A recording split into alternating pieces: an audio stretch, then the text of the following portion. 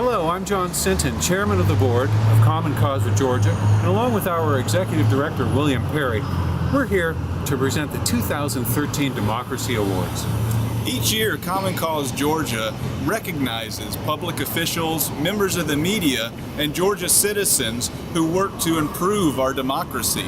And John, you know, it seems like we say it every year, but this year more than any other, it seems our issues are in the headlines, it's the lead story of the evening news. It seems to be happening more than ever before. Well, that's true, William, and because our job is to hold power accountable, the battles we fight are usually with a government body or a politician who has caused the public to collectively roll our eyes and say, well, here we go again. But fortunately, there are a lot of good people out there fighting for us, and it's our pleasure to honor some of them. And it seems it's almost always difficult to narrow down the list of awardees. But this year, like no other, we've had a group of people who have really stepped up and gone above and beyond the call of duty. And that's why I'm so excited about this year's awardees, because they are really the ones that deserve these awards. Our first awardee is Chairman Steve Brown of the Fayette County Commission. Chairman Brown served on the Fayette County Commission since 2010. He previously served as mayor of Peachtree City, and during his tenure, CNN and Money Magazine recognized Peachtree City as one of the top 10 best places to live in the United States. In his book, Ethics Moments in Government, local government and ethics expert Dr. Donald Menzel of Northern Illinois University named Chairman Brown, quote, one of the exemplars of ethics with elected officials, unquote. We're honoring Chairman Brown because he authored and passed a resolution before the Fayette County Commission urging their legislative delegation to pass the gift limit as well as other ethics reform measures during this year's legislative session. This is the type of action a local official can take to build momentum for true ethics reform in Georgia. I essentially started off as kind of a citizen activist. There were some things going on, zoning issues around my house, and I was listening to what government was saying, didn't necessarily believe them. I went and read the minutes to the meetings and did a little research and found out that my suspicions were correct, and I started working on some of those issues, and one issue led to another, and eventually I just decided, you know, it's easier probably to get in the elected position and do something about it than try to oppose the elected officials. So I ended up taking the plunge. Universally, what you see with issues related to the state legislature, you see a lot of elected officials on the local level who want to speak up, but they don't, and they're afraid of retribution. You know, things will happen. They won't get money for certain projects. That stuff won't come through. And it's really a shame, but that's the way the game's played. And then eventually, you know, you come to the point where you say, look, we can't do this any longer. And, you know, we need to leave a legacy. And that's the way I look at it. You're leaving a legacy for the people who follow behind you. So, you know, somebody's got to take a stand. And I'm stupid enough sometimes to do it. Lately, we've seen a lot in the newspapers, and it's really been tragic. I mean, state officials, county officials, local mayors and city council members, the newspaper's been plastered with bad PR for local officials. The gift giving has got to stop. You know, I mean, prior to the previous legislative session, you could have given someone in the legislature a Lincoln Continental, and just as long as they wrote it down on a piece of paper saying they did it, it was perfectly legal. There are a lot of good people who go into the legislature and go into local government with the best of intentions, and then they start getting approached by all these people who need the government decisions, and they start altering their behavior. So if you take that out of the mix, you know, you're doing a lot better. I mean, when you're giving people trips, golf trips, and fancy steak dinners and these wonderful vacations and everything else that you've read about in the newspaper, people will alter their decision-making process when that happens, and you just cannot allow that to continue. I've been to a lot of committee meetings with the state legislature, and there are some that I don't think they're listening to a single word that we say. There are others that I think, you know, you've got some good people in there that are paying attention. I think a lot of the deals on some of the big issues are done somewhere else other than the committee room. And, you know, one of the things that really bothers me the most is when you see like the Rules Committee or some other committee, and they're holding legislation that could benefit the citizens of our state, and they just absolutely refuse to do it because they're tied down by special interest. And those are the things that bother me the worst in the legislature.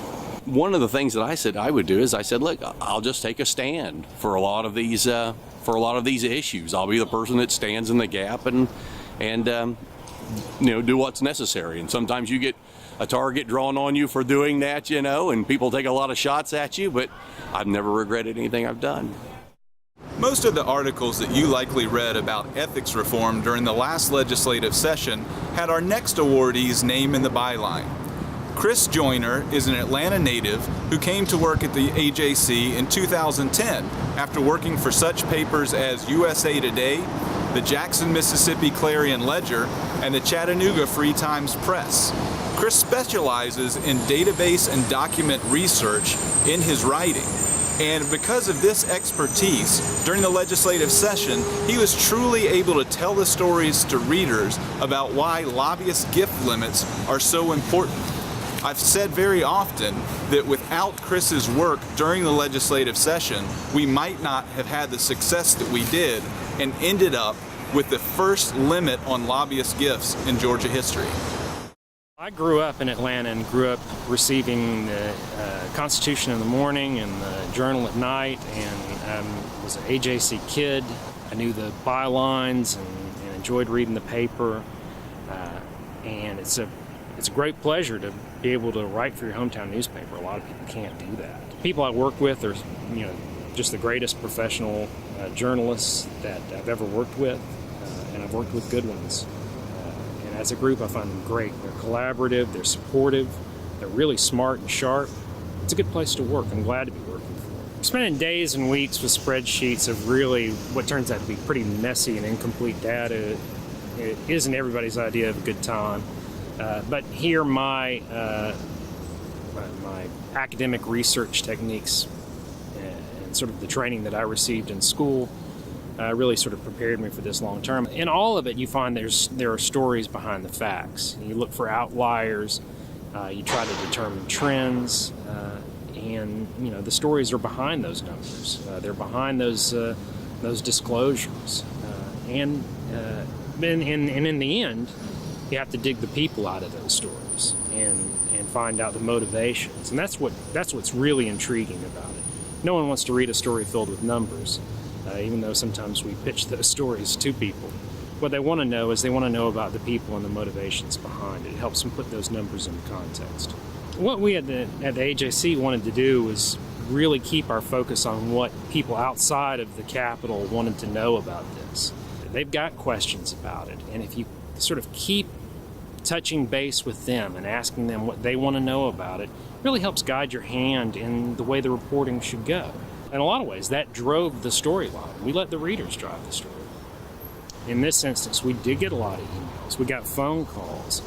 I got people finding me on Facebook and wanting to connect with me on Twitter. I got from readers a lot of keep going, a lot of why didn't you push this harder. I never got anyone say, you've done enough on this, or I know everything I want to know about this. I got a lot of people who were saying, why aren't you digging deeper? We never hit bottom on this story with readers. They kept wanting more and more out of it. Now, we did get a lot of feedback from politicians wanting to know about our obsession about it and, when are we going to give this up? And my response was, I never got out in front of the reader. The readers were always pulling me. I wasn't pushing them. Are you the best journalist in your household?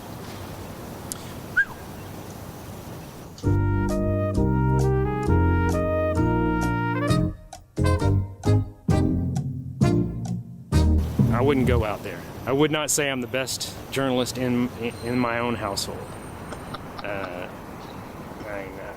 But I do have in Kathleen a partner who pushes me, challenges me, and if she looks at one of my stories, I just cross my fingers, make sure I make it out alive. She's a tough editor.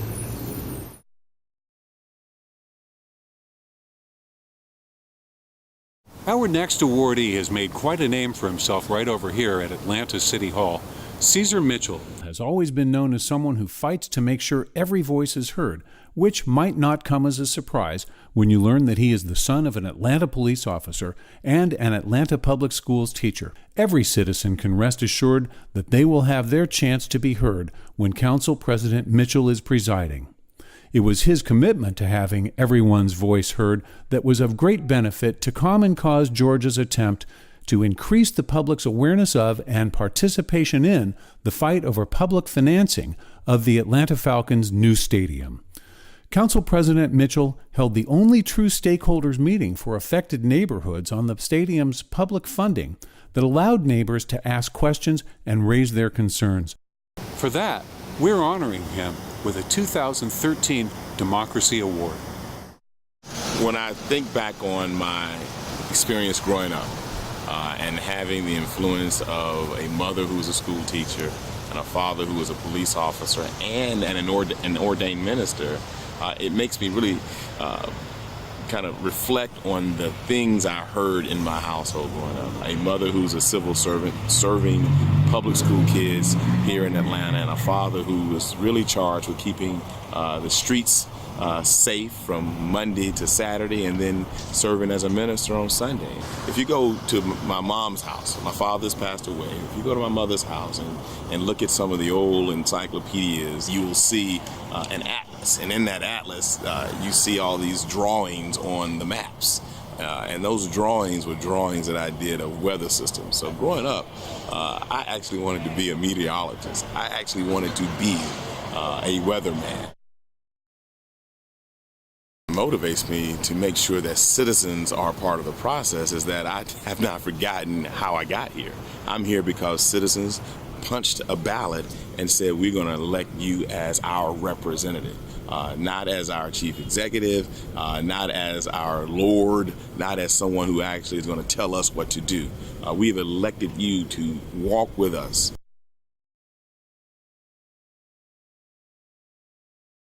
I think it's a great economic development opportunity for our city and for our community. But again, you still have to explore that opportunity in the context of inclusion, in the context of engaging the community. And I have to give a lot of credit to Councilwoman Felicia Moore. I went to Felicia and I said, Felicia, I'm hearing that there's some things that are going to start to move on the stadium discussion. I think we need to start the process a little earlier so that we can have the kind of engagement and dialogue and get council members up to speed. And to her credit, she started the process very early. One of the things that I try to always do is be receptive and really listen very closely to what community groups are saying.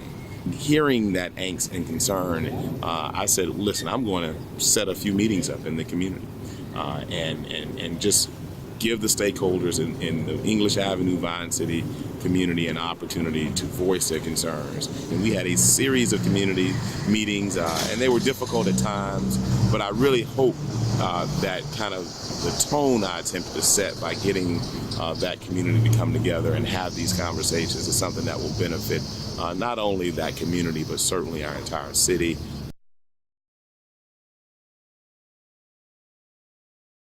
And I say, listen, if there's something that you don't like, come down to City Hall. And I say, come down to City Hall with pitchforks and torches and light us up. And I say that, obviously jokingly, but I say that to emphasize this. At the end of the day, we are better if we've got the kind of engagement from citizens, voicing their concerns, making recommendations, that they believe are important for our city. We can't come down to City Hall or be in any hall of government and operate in a vacuum. Of the 15 members of the Atlanta City Council, no one better represents the citizens of Atlanta than Felicia Moore. She has been tapped to serve numerous positions in both the Georgia Municipal Association and the National League of Cities. From the most complex legislation to the simplest of resolutions, she can never be accused of being a rubber stamp vote. Councilmember Moore can always be depended on to attempt the most thorough vetting of issues brought before council, and often has to stand as the lone voice when asking the questions that most citizens would like answered. This commitment to understanding and seeking answers about important issues is why she is now only our second two-time Democracy Award winner. We are honoring her again this year because without her diligent work and questioning of the city, the state, and the Falcons organization, a lot of the truths that we know about how this stadium is going to be funded would have been left in the dark. Well, I think it started from watching my father, who I was on the school board in Indianapolis, Indiana, and helping him campaign for other people and then ultimately himself, and seeing how he committed himself to community and neighborhood stuff. And so when I moved in Atlanta, first day I moved in my house, I went to a neighborhood meeting, and so I got involved with my community, and that kind of propelled me to wanting to come down to City Hall to make those things in the community better. Getting a better product is what all the questioning is about. And one of the things that's the biggest misconception about me is when I ask questions, people assume automatically I'm against it. Actually, I'm not. I'm just trying to understand and process the information for myself so that I can make a good decision. And unfortunately, people think that I'm being obstructionist by asking questions, but I think that that's how you get things done and how you make a better product. And so I'm going to continue to do it, whether it gets on people's nerves or not. But one thing I try to express to my colleagues and to the administration is just because I ask the question doesn't mean I'm going to vote no. Participation for the stadium issue was one that I was very concerned about because I knew going into the issue that over 75% of the citizens were not in support of it. And I also knew the reputation of the administration and the reputation of my colleagues. And so I started to be proactive. And that is to start to have hearings and discussions before we got a deal in front of us so that we would have some knowledge and some basis to make some decisions on.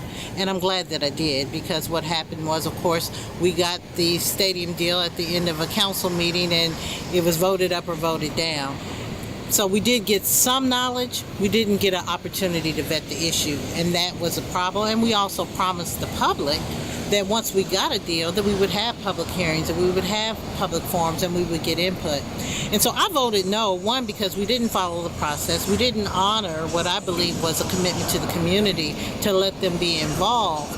And that I just could not vote for. And until we are really serious about allowing the public to vet, because I think even if the public didn't come along with the deal, they would have appreciated knowing more about the deal. And they certainly don't appreciate council and mayor and others just running things through that way that are major issues for the city.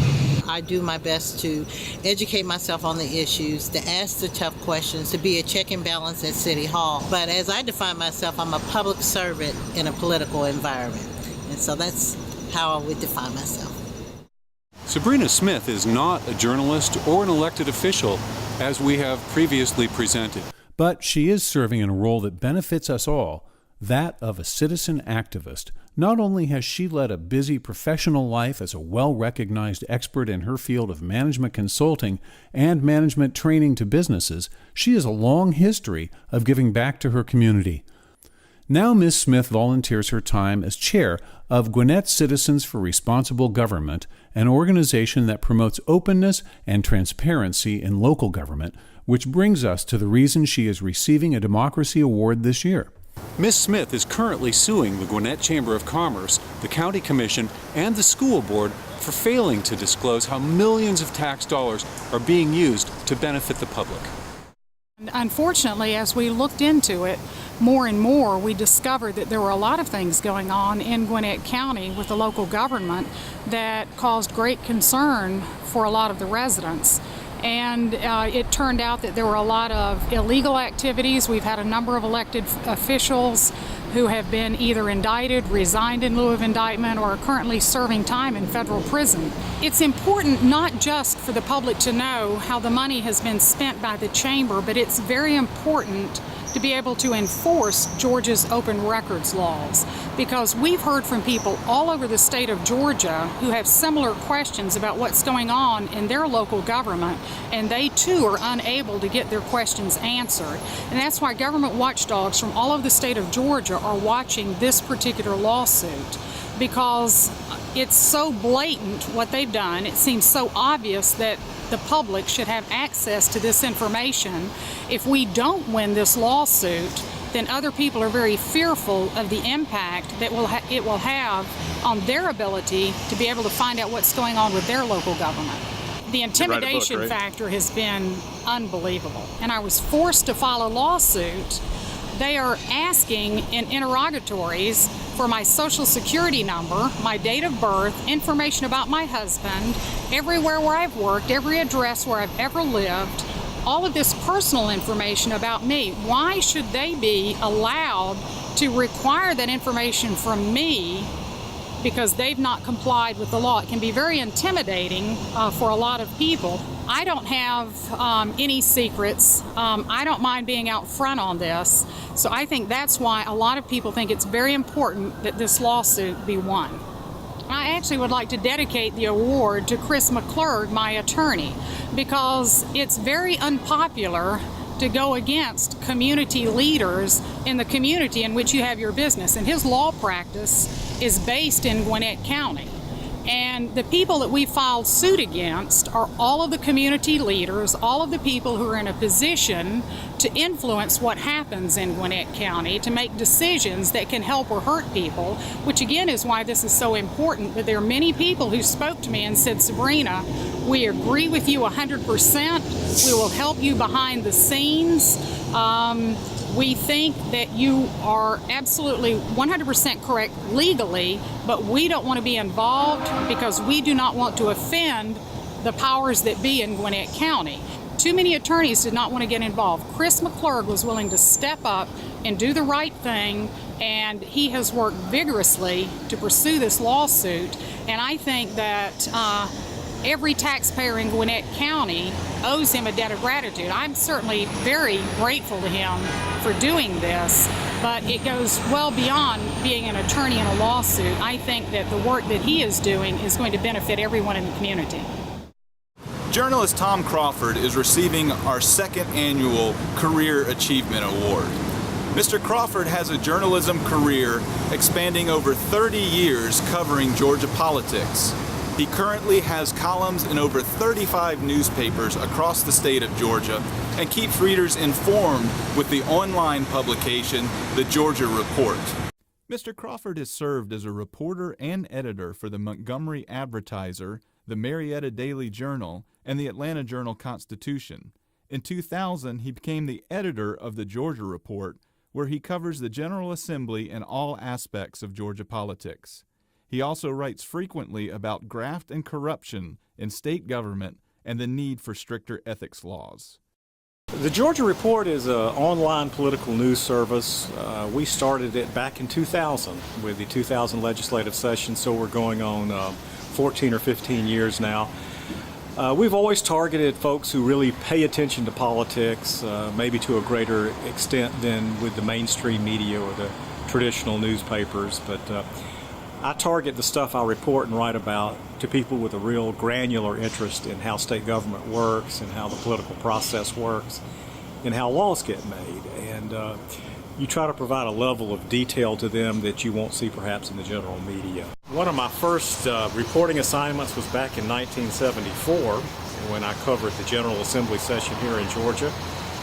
And one of the noteworthy issues that year was the first introduction of an ethics bill. It was under Jimmy Carter, who was the governor, and it was a piece of legislation that for the very first time required people running for public office to actually disclose who they were getting money from. In the nearly 40 years since that first piece of ethics legislation was passed, the General Assembly is still struggling, trying to come up with a meaningful ethics law that will do what it should do and will tell people what they need to be told. We're not quite there yet, and I never would have thought 40 years ago we'd still be trying to get it done right.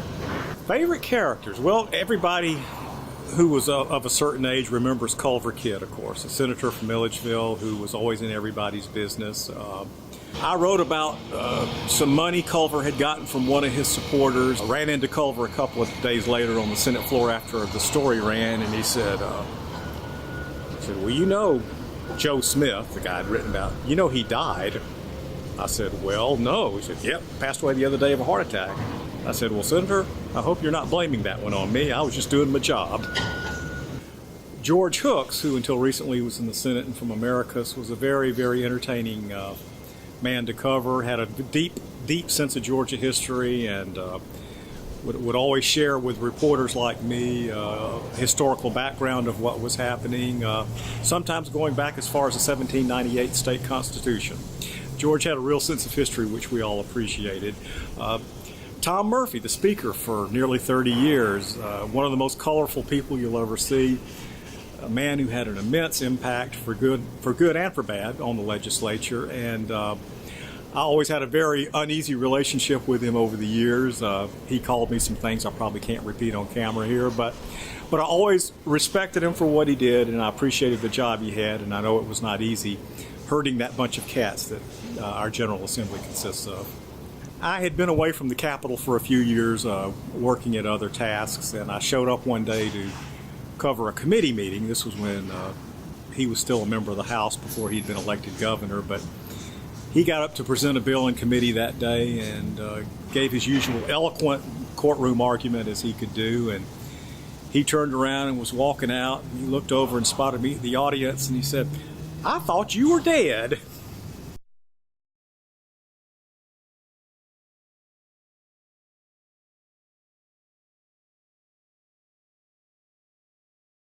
We've given him a pretty good shot. We're getting into the territory now where you're usually talking over a beer at Manuel's and say stuff that might not be suitable for a general audience. And now you know why we were so excited about this year's awardees. Thank you so much for taking the time to learn more about their work.